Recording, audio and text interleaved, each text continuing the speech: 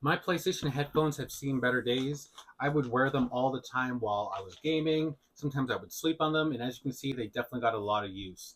So now it's time to change them, and I got these cushions by Wicked Cushion, and they're supposed to just go right on and replace the ones that are on there. So that way I don't have to get rid of my whole headset. So that's amazing. With this, you just literally pop these right off like this. And then after you pop them off, you can just pop the new ones right in. You can see that there are the grooves here and they just connect right with the PlayStation headset pieces. It says L for left and R for right. So we'll put the right one on first.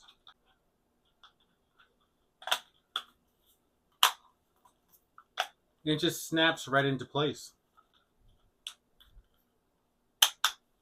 They do give a lot of cushion here too. Yeah. They feel really comfortable and I feel like they're not going to get sweaty when I'm wearing them. So if you're looking for a replacement set of PlayStation 5 headphone cushions, I would definitely recommend these. I looked at a lot of them and these looked like they had the most comfort and they were super easy to take off. You just literally pop them on, pop off the old ones, and then pop on the new ones. So I would definitely take a look at these.